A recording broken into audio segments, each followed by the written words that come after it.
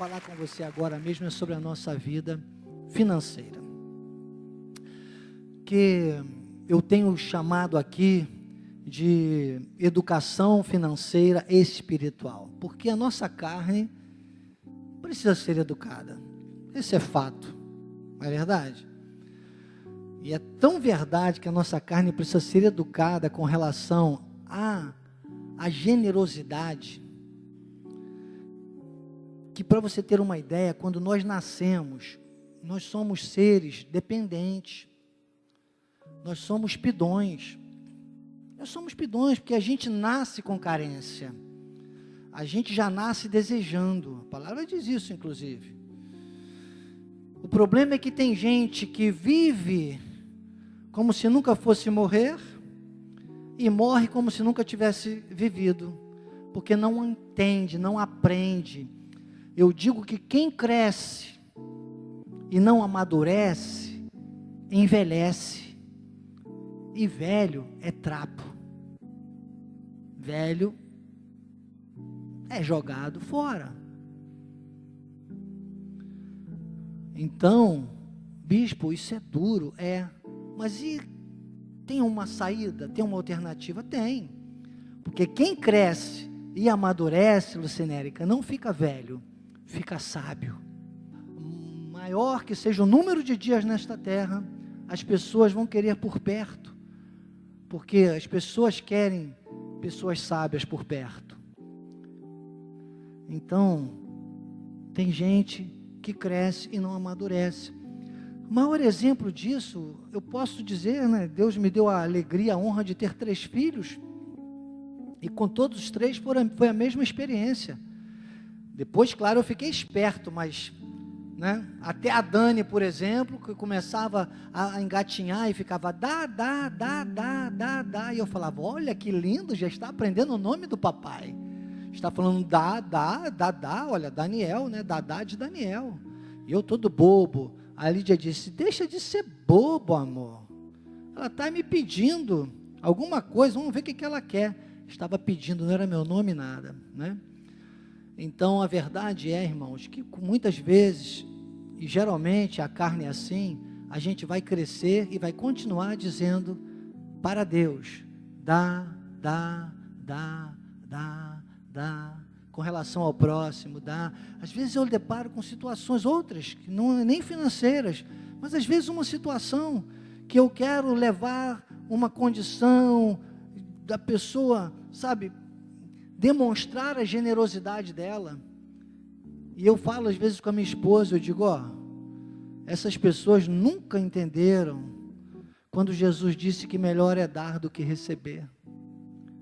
Receber é bom, e claro, se alguém vai dar, precisa de ter alguém para receber, só que tem uma coisa, o prazer de dar é muito maior do que o de receber, e Jesus quer que nós experimentemos isso. Jesus quer que nós tenhamos esse sentimento. O apóstolo tem trazido esta palavra, que diz que a fé acelera o processo da conquista. É que quando você mistura a fé com a palavra, você vai entender que você vai semear por fé e pronto. Que semear no reino de Deus faz parte de um compromisso de fé que você tem que ter, para que a tua vida espiritual seja completa. Então, Paulo disse em 2 Coríntios capítulo 9, versículo 7, a máxima do que é você ter essa visão na graça de Deus.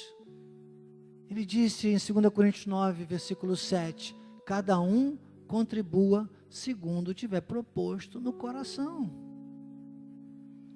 não por tristeza ou por necessidade, porque Deus ama a quem dá com alegria.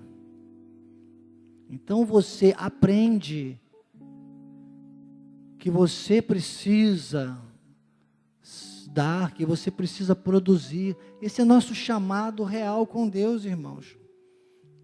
Quem não amadurece, não entende, primeiro na sua vida secular, nas suas relações, continua a vida inteira achando que os outros têm obrigação.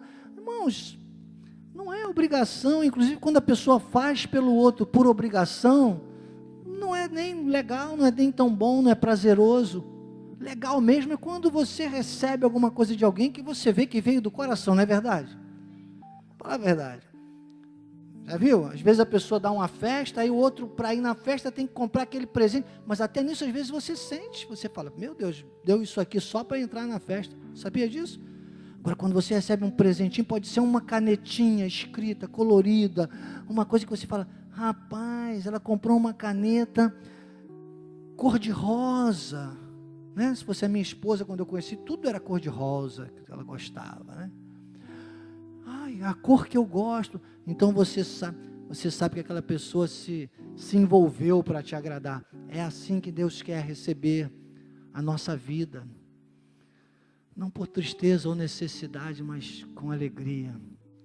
Para mim, essa visão, sabe, da vida financeira, é um aprendizado que você tem que trazer de todas as áreas da sua vida. O homem foi feito para produzir, para a utilidade. O homem no sentido genérico, né? Claro, o ser humano. Então vamos produzir, vamos nos envolver. Você tem a oportunidade, quando se envolve dessa forma, de transformar dinheiro, que é uma coisa mesquinha, é uma questão, sabe, que gera sentimentos terríveis nas pessoas. Você vê aí os noticiários, não precisa falar muito. E conosco, gera a oportunidade de nós semearmos. Quando você faz isso, quando você entende isso, quando você envolve dinheiro com palavra, você pratica a fé, meu amado, aí você entendeu, aí você tem garantias espirituais tremendas, que está no versículo 10, que diz assim, ora, aquele que dá a semente ao que semeia, porque aí você começa a gostar de dar, e sabe quem gosta também de dar? É Deus. Deus tem dos princípios espirituais de Deus, é honrar aqueles que o honram. Ele usou Samuel para dizer isso. Ele disse, lá em 2 Samuel, ele disse, os que me honram, eu honrarei. Deus te dá semente, você semeia mais. Você semeia mais, Deus te dá mais semente. Sabe o que vai acontecendo? Diz que ele, além do pão para alimento, vai suprir, aumentar a vossa sementeira e multiplicar os frutos da vossa justiça, para você cumprir a tua finalidade aqui nessa terra, que é o versículo 11, que é proclamar as virtudes de Cristo, sejam tributadas, graças a Deus, por nosso intermédio. É o que diz isso o versículo. Para isso você é enriquecido em tudo, que isso é generosidade, prosperidade, generosidade, prosperidade, generosidade. Há uma combinação, sabe? São sentimentos. Você se sente próspero e você é generoso. Amados, eu tenho orado muito com relação a isso. Eu tenho visto isso na minha vida, como vejo na vida de muitos irmãos aqui, para a glória de Deus, alguns pela internet. Tem irmãos aqui que cedinho da internet, que já me mandam comprovantes, semente, sabe, mostrando que semearam. Eu tenho orado, eu tenho dito, Senhor, que cada um de nós, cada um que tem entendido com essa visão, tenha realmente esse resultado, né? Eu penso naquela viúva lá de Serapta, né? Que o profeta disse, faz primeiro para mim, e ela fez. Está lá em Reis, né, essa passagem, e ela fez lá o bolo da farinha, do azeite, depois brotava da panela, tanto o azeite quanto a farinha, né, transbordava, tanto da panela quanto do cântaro. É isso. Às vezes a minha esposa diz, amor, tem farmácia. Eu falo, pede troco para 100. Eu gosto quando eu posso usar essa palavra, né? É assim que eu quero viver a minha vida. Hoje estou trazendo algumas notinhas de 100, para a glória de Deus. Mais um dízimo esse mês. Eu não quero mais parar, não quero mais interromper, não quero mais retardar a bênção de Deus na minha vida. Depois que eu conheci isso, várias vezes, você também já deve ter ouvido, logo nas primeiras vezes, eu estranhava quando o apóstolo Miguel Ângelo falava assim, eu sou um semeador compulsivo, né? Quem aqui já ouviu o apóstolo falar isso? Eu não entendia muito bem. Eu hoje já posso dizer que sou também um semeador compulsivo, graças a Deus. Eu penso nesse momento, eu espero por esse momento. E Deus tem me mostrado exatamente isso. Sabe, essa frase que Deus tem me dado, sei lá, uns 3 anos que eu trago aqui. Eu sei que às vezes pode parecer repetitivo para você, mas é para repetir mesmo, porque repetição é mãe do ensino. É como aquela farinha, o azeite, né, da botija, a farinha da panela daquela viúva. É para encher, é para transbordar. Ao teu nome, com as nossas sementes nesta manhã, nós glorificamos o teu nome. É para testemunhar, Senhor. Eu profetizo na vida dos que se envolvem comigo, daqueles que se associam com o nosso ministério, no tocante ao dar e receber. É para encher, é para transbordar, não para ostentar, mas para testemunhar, Deus. Assim eu recebo e compartilho, profetizo na vida de cada um, em nome de Jesus.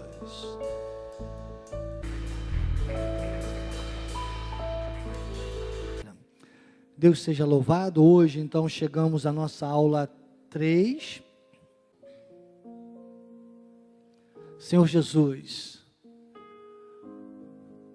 autor, mas também consumador da nossa fé, o alfa e o ômega, o princípio e o fim. Obrigado. Obrigado por essa grande oportunidade de poder ministrar a vidas tão especiais, seja aqui presencialmente, seja pela internet. Vidas que querem crescer, querem crescimento e capacitação espiritual. Que maturidade!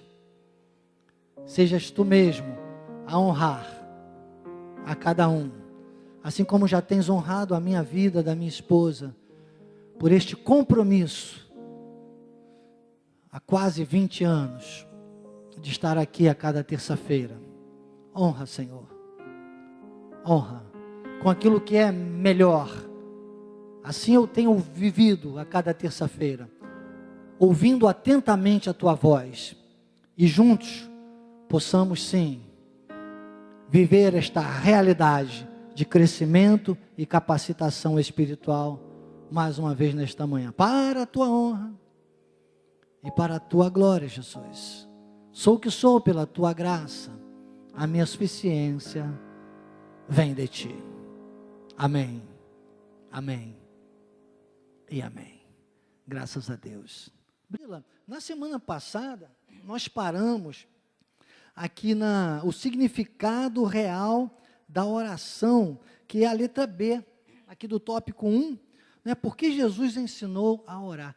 Então a letra B diz assim, para entendermos o significado real da oração. Né? Porque a oração do Pai Nosso, ela, se for o modelo como é entendido pelo povo, o que vai ser da oração? Vai ser uma fórmula humana que não vai passar de vãs repetições, conforme o próprio Jesus disse, vãs repetições, coisas da boca para fora, coisa como a gente chamava na escola, decoreba, decoreba. Então, a oração tem que ter um sentido real.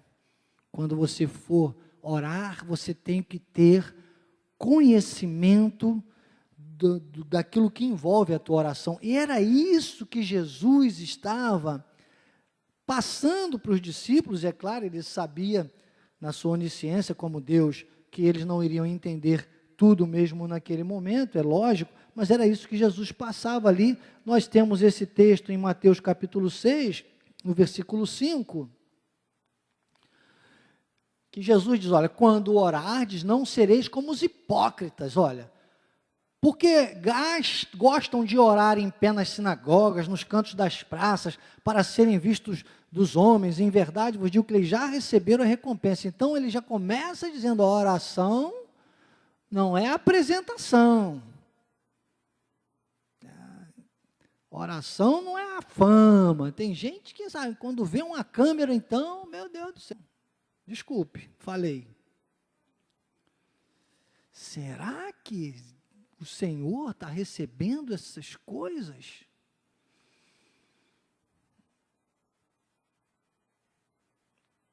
Às vezes, você vai olhar a vida espiritual daquela pessoa e ver que não tem tanta conexão com Deus assim. Não entendeu realmente o sentido verdadeiro da oração. Então, nós temos que ver que Jesus ensinou para quê? Para esse verdadeiro significado da oração. Na aula 1, na aula 2, nós falamos bastante sobre todo esse conceito, né, da intimidade, de conhecer, de saber, mas hoje nós vamos avançando mais, estamos já entrando nas chaves reveladas, e você vai ver aqui nos pontos que nós hoje vamos já entrar basicamente como um subtema forte de hoje, que é santificado seja o teu nome, né? Nos 2 primeiros foi Pai Nosso que estás nos céus, né? Por quê? Primeiro o Pai, depois a relação de pai e filho, depois a saber que os céus, que a nossa vida espiritual nunca pode ser esquecida, que há um trono, e agora nós vamos entendendo esse ponto que vai puxando mais para essa intimidade, porque você não pode ser íntimo de alguém que você não conhece, exatamente, realmente. Então, o sentido real da oração, a letra C diz assim, para vermos a oração como um diálogo íntimo e pessoal com Deus. Como é que uma pessoa vai ter intimidade e pessoalidade com alguém que ela não sabe nem o nome? Então, não tem intimidade, não é intimidade. Sabe? Como é que a pessoa vai achar que isso é um diálogo com Deus? Então, diga, diálogo com Deus não é um diálogo apenas. É um diálogo com intimidade. Ele é íntimo e pessoal com Deus. Então, ele é uma... Então, somente... Vamos consertar isso para ficar melhor. Né? Você está na escola de capacitação e essas montagens são ótimas. Diga assim, então, uma oração real, que aí você já pega da primeira, não é apenas um diálogo, mas é um diálogo, uma conversa íntima e pessoal com Deus. Entende? Aí você sabe o nome de Deus, que é Jesus. Então, a letra D diz, não dá para repetirmos, mas é para obedecermos a um padrão para todos os tempos.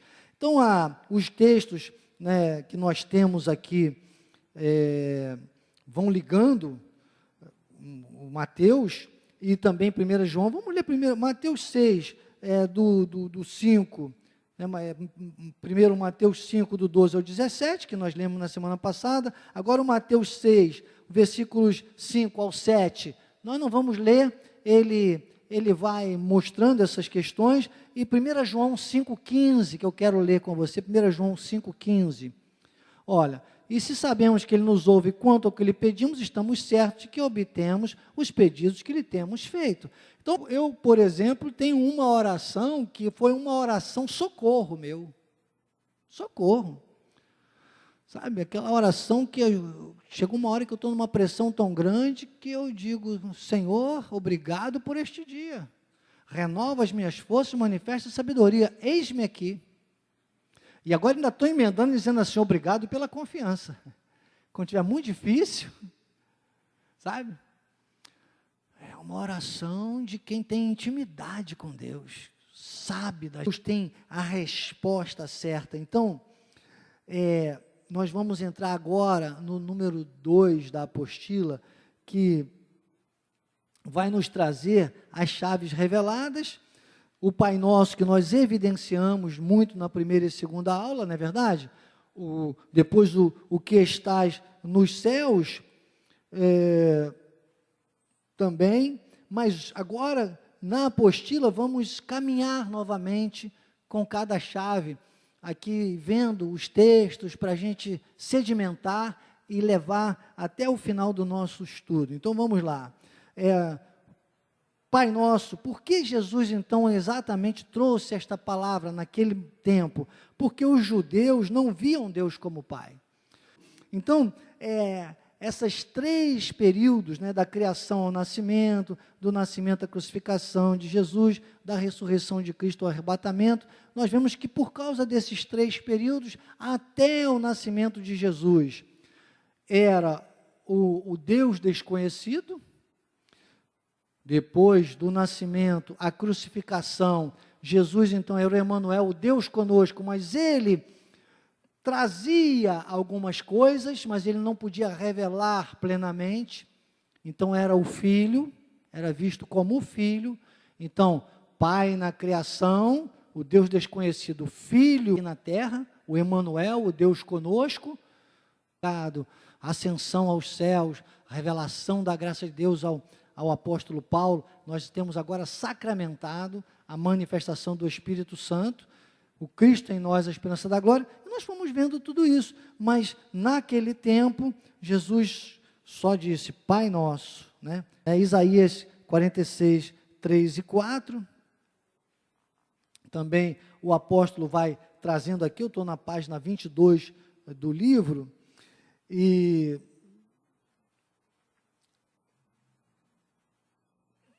está aqui, e aí entra na relação, na letra B, a relação de filiação pelo nascimento, pelo renascimento do Espírito. João, capítulo 1, versículo 12. Mas a todos quantos o receberam, deu-lhes o poder de serem feitos filhos de Deus, aos que creem no seu nome. Então, o próprio Jesus, como filho, chamava de pai. Então, começa a ficar mais claro tudo isso. E por que Jesus, apesar de ser o próprio Deus, tinha essa relação de filho na carne? Porque na carne, todos nós, hoje, podemos ser filhos de Deus, se nós formos como Cristo foi na carne, com o seu temor, com a sua submissão, com a sua reverência, com a sua humildade de se submeter ao mundo espiritual. Ele disse, olha, eu vim aqui não para fazer a minha vontade, mas a do Pai que me enviou. Vocês estão entendendo? Então, essa conexão perfeita, que nós vimos na primeira aula, né? Na carne somos irmãos de Cristo, e no Espírito, filhos de Deus. Vale a pena você consultar depois.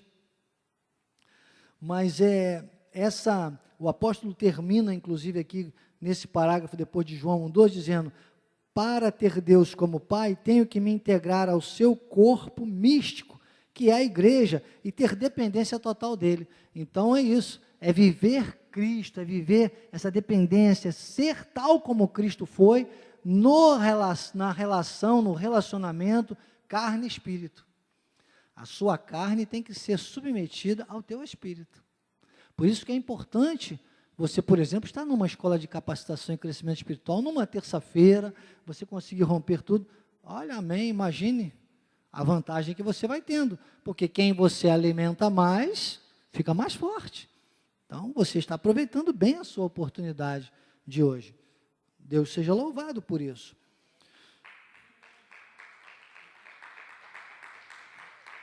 Então, por isso a importância, está vendo, a gente está voltando aqui, né, a primeiro ponto, para já levar, agora detalhando mais rebuscadamente também, conforme o livro, a apostila veio trazendo com essa holística de culto, para a gente fixar de uma vez por todas essa questão da oração do Pai Nosso.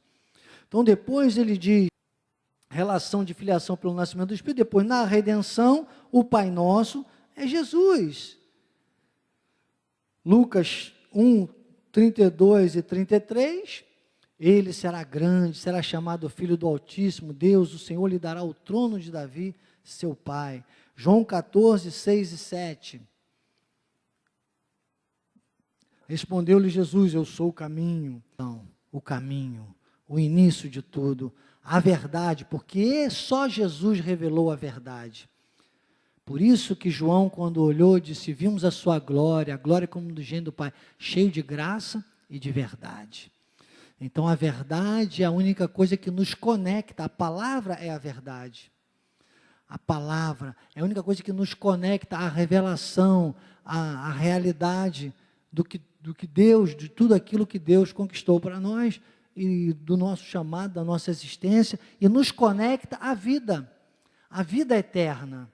É como, eu repito sempre a frase de Billy Graham: se a salvação nos leva para o céu, a santificação traz o céu para a terra. Então já nos reconecta à vida eterna. Por isso que Jesus disse: eu sou o caminho, a verdade e a vida. Então a mensagem da cruz, né, a imagem da cruz tem que ser vista no próprio Cristo, né, na imagem de Jesus.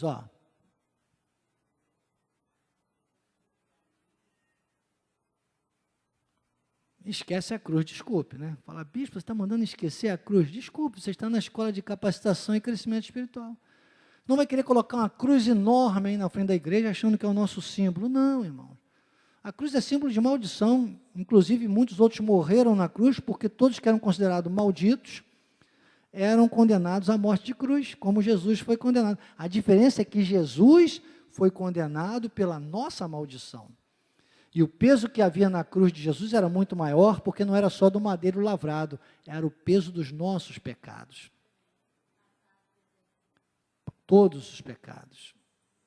Por todos eles. Chega a dizer o Senhor, através de Paulo aos Hebreus, diz assim: olha, acrescenta dos teus pecados, jamais me lembrarei. O João 14, 6 e 7, olha, Jesus diz assim, o 6, não tem o 6? Respondeu Jesus: eu sou o caminho, a verdade e a vida, que deu a origem. E o 7, ele diz: se vós me tivesses conhecido, conhecerias também o meu Pai. Desde agora o conheceis e o tendes visto. Vocês estão vendo aí?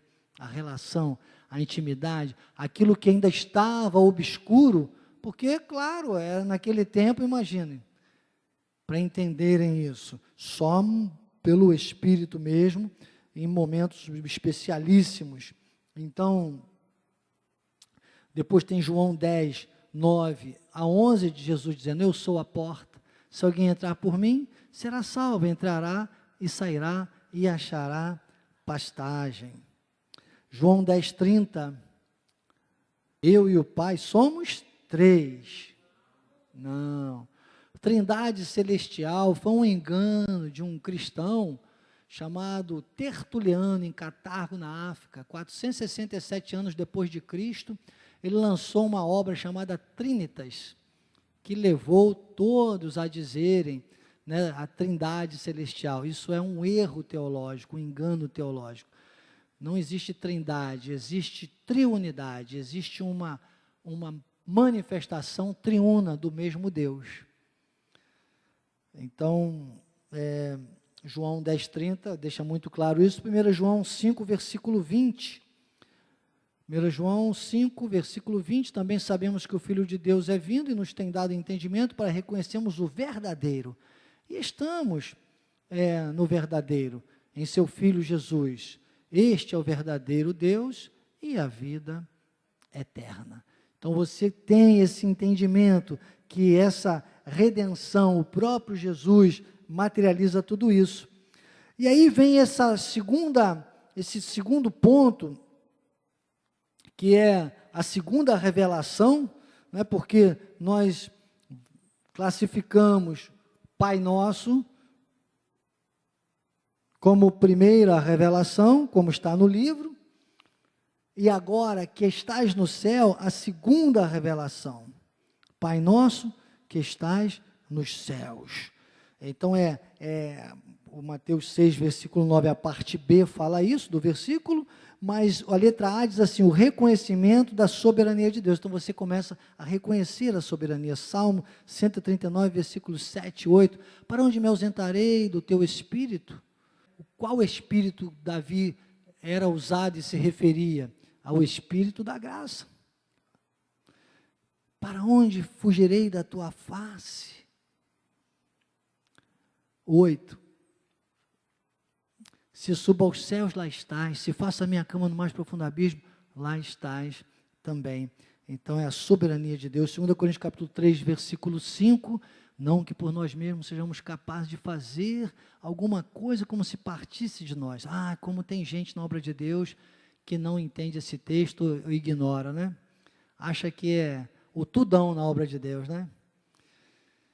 Olha, pelo contrário, a nossa suficiência vem de Deus. Foi o exemplo que Jesus, o da carne, nos deixou, irmãos. Reconhecendo essa soberania de Deus. Efésios capítulo 1, versículo 22. E pôs todas as coisas debaixo dos seus pés. E para ser o cabeça sobre todas as coisas, o deu à igreja. Está falando de Jesus. Está falando do Cristo ressuscitado e glorificado. Está falando do poder. Está falando da manifestação do Espírito Santo. Colossenses 1, 15 a 17 diz: esta é a imagem do Deus invisível, o primogênito de toda a criação. Quem é o primogênito? Jesus. Pois nele foram criadas todas as coisas, nos céus, sobre a terra, as visíveis, as invisíveis, sejam tronos, sejam soberanias, quer principados, quer potestade, tudo foi criado por meio dele e para ele. E esse versículo 17, diz ele é antes de todas as coisas. Isso fundamenta muito tudo o que se trata de soberania de Deus e da realidade de Cristo como Deus, né? Cristo é Deus. Esse livro também você pode fazer uma leitura compartilhada com o livro Cristo é Deus, ou a Deidade de Cristo. Temos 2 grandes livros do apóstolo Miguel Ângelo, que você pode fazer uma leitura compartilhada, e se quiser um terceiro, para dar um reforço maior ainda, Jesus nos dias de sua carne era o véu.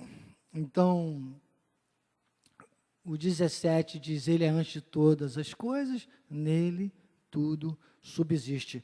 Então, você vai entendendo por que você tem Cristo na tua vida, nos dias de hoje, e ora aos céus, porque tem muita gente que acha que porque é graça de Deus, não tem mais que orar, não tem mais, você se submete, você tem que entender que há um mundo espiritual, que há um governo, que há um controle, e que está conectado conosco em espírito. Então nós temos Cristo em nós, mas nós temos que ter um respeito, uma comunhão ao trono da graça, ao mundo espiritual, a algo que é superior a esta terra, a isso que é tangível. Então essa conexão é que o Cristo da carne tinha com o mundo espiritual. Isso é reconhecimento da soberania de Deus e é submissão à autoridade de Deus. Por isso que Jesus disse, então, você não pode esquecer que tem um Pai Nosso que está nos céus. Exatamente, está no controle, não há nada fora do controle de Deus. Romanos, agora, submissão à autoridade de Deus, Romanos 9,16, diz assim, pois não depende de quem quer ou de quem corre, mas de usar Deus a sua misericórdia, ou seja, a autoridade é dele. Às vezes a gente corre para um lado, corre para o outro, esquece de se submeter a Deus. Tem hora que você tem que botar o pé no freio, tem hora que você tem até que recuar, retroceder nunca, mas recuar por submissão a Deus, às vezes precisa, entendeu? Quem volta atrás por obediência a Deus não está retrocedendo, está recuando para tomar impulso. E aí, meu irmão, o salto é grande. Então, Romanos 9, versículo 20, diz, quem és tu, homem, para discutires com Deus? Você vê muita gente discutindo com Deus, não é verdade? Meu Deus! Meu Deus, meu Deus, meu Deus, diria o Wesley quando está brincando comigo, né? Porventura pode o objeto perguntar a quem o fez, por que me fizeste assim? Por que me fizeste assim? Então lembrar que nós somos filhos de um Deus, tem um trono, tem um mundo espiritual que é a maior, que é além, tem um plano espiritual, tem um projeto de Deus, tem um propósito de Deus. Tudo vai mudando. Tudo vai mudando. Orem por mim, eu tenho um carro muito bom, graças a Deus agora, que Deus me deu, confortável, sabe, maravilhoso, mas eu ainda quero um carro automático. E eu estava pensando assim, poxa Senhor, mas, porque eu fico nas minhas tertúlias com aquilo que eu não prego só para vocês, eu prego para mim, lógico, desculpa, eu não sou burro, né? Eu esmurro o meu corpo, como diz Paulo em 1 Coríntios 9, 27, reduz a escravidão para que, tendo pregado a outros, não venham mesmo ser desqualificados. Eu tenho pedido a Deus, Senhor, me dá um carro automático, quem sabe, né? Do nada, de um milagre, tu pode me dar um carro automático. Que seja do mesmo ano, que seja igual ao meu, e que seja automático. Porque eu quero, e aí por quê? Eu falei, mas Senhor, eu tenho esse direito, aí eu vou naquele filtro. Por que eu quero? Porque eu quero poder sair aí de carro, quem sabe um final de semana desses, por essas igrejas nossas aqui do interior, fazer um turismo, conhecer, visitar, ter comunhão maior com as igrejas, que eu não, muitas vezes com esse carro, por causa de ter que passar marcha, embreagem, então às vezes pega um engarrafamento, esforço repetitivo, né, por mais academia, vocês veem que eu estou aqui descolado com esse look que a minha esposa montou hoje, né, camisa que me faz botar peito para fora e barriga para dentro, que senão fica vergonha, mas isso tudo, não, esforço repetitivo, arrebenta. Então, eu quero, por que eu quero um carro? Então, por quê? Qual o teu objetivo? Né? Tem aquele louvor que eu gosto muito de cantar, inclusive, cantei ele, acho que foi agora, na última reciclagem, até cantei no violão, arrisquei um pouquinho no violão, né? Jesus Cristo é o motivo da minha canção. Né? Qual é a motivação? Para quê? Muitas vezes você quer um carro, um bem, uma casa, não sei, tem muita gente, mas a tua finalidade vai te aproximar ou vai te afastar de Deus? Do projeto de Deus, do plano de Deus. Se vai te aproximar, irmão, eu sei que a qualquer momento vai pintar. Deus já me disse, calma Danielzinho, gostei da tua ideia. É uma boa ideia. É para investir no reino? É uma boa ideia. Então, tenha boas ideias que estejam ligadas à submissão à autoridade de Deus. Efésios 1, 18 a 21.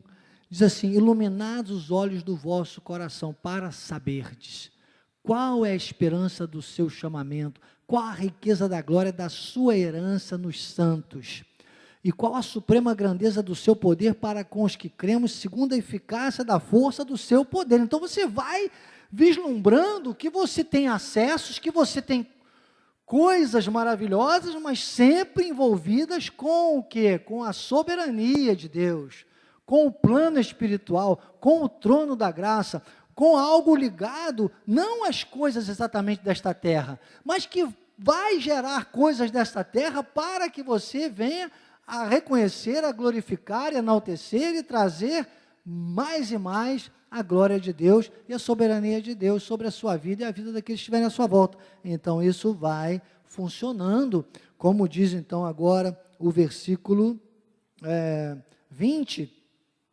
o qual exerceu ele em Cristo, ressuscitando dentre os mortos, fazendo sentar à sua direita nos lugares celestiais.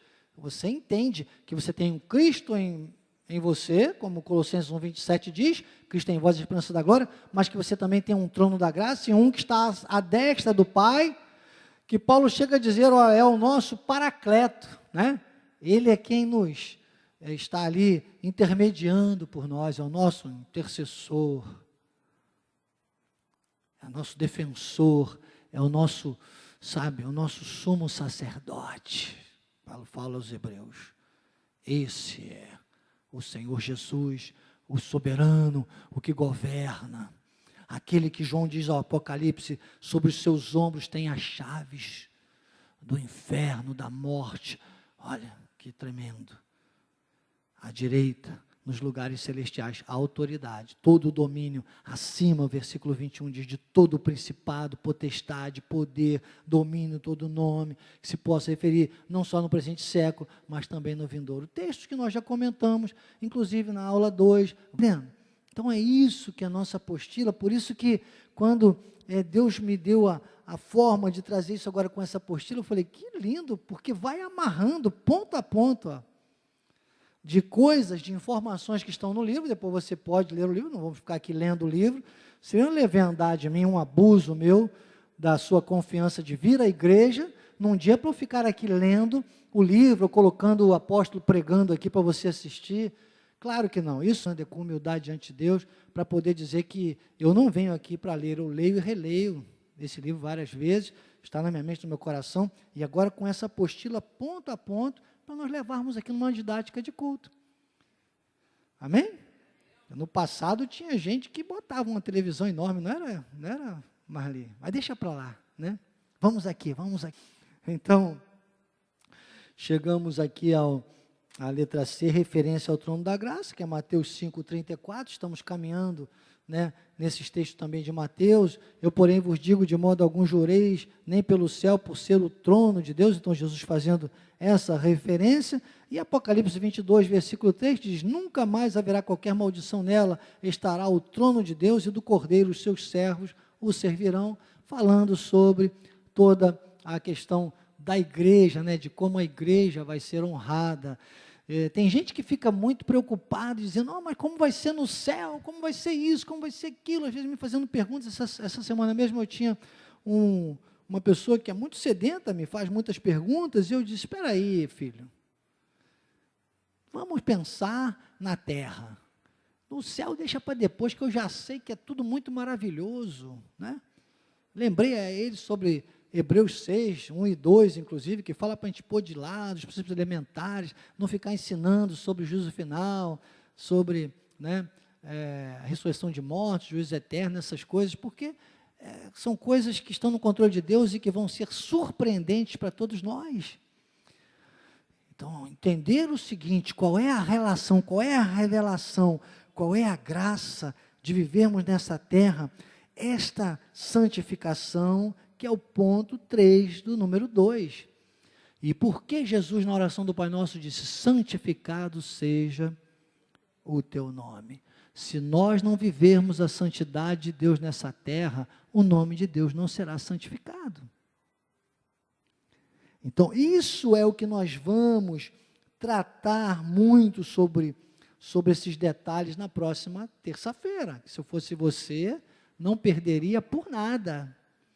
Vamos ver a letra A do número 2.3 da apostila, essa frase, santificado seja o teu nome. Então, aqui a letra A diz assim, o nome de Deus precisa ser santificado. 1 Pedro, que é uma epístola de Pedro. Pedro aqui não era mais o Pedro lá dos Atos dos Apóstolos, que tanto confrontou Paulo, mas aqui nas epístolas Pedro já ratificava as coisas de Paulo, mesmo falando para os judeus, tremendo. E agora ele diz no versículo 15 de 1 Pedro, antes santificai a Cristo, como nosso Senhor em vosso coração. A submissão é importante, a referência ao trono da graça é importante, saber tudo que nós vemos trazendo até aqui é importante, mas esse tópico já inicial, o nome de Deus precisa ser santificado, é tremendo. Depois o nome de Deus precisa ser reconhecido. Esse momento do nome de Deus reconhecido, que está aqui na página 25, olha, conhecido o nome de Deus. Semana que vem nós vamos avançar nesse tópico da apostila. Por hoje, graças a Deus, muito alimento sólido. Crescemos na graça e no conhecimento, vamos mais firmes do que nunca, ter o nosso diálogo super pessoal com Deus sempre. Amém? Assim seja, assim disse o Espírito da graça.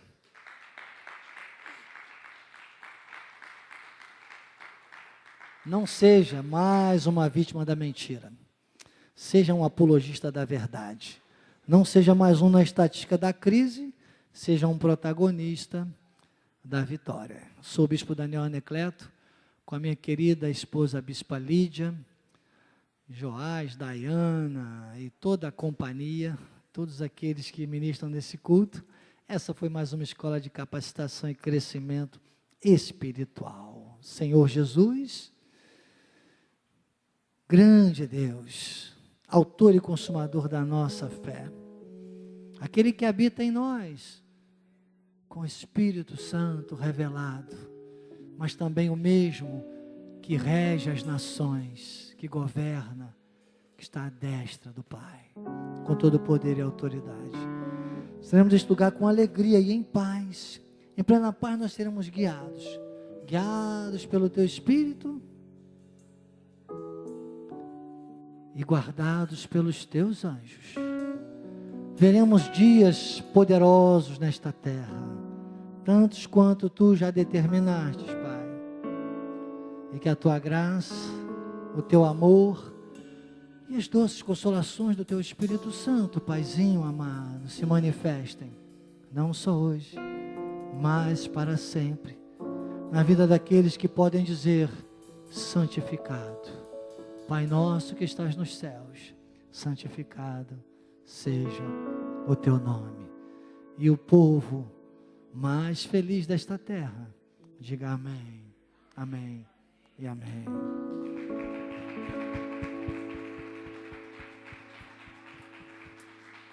Glória a Deus.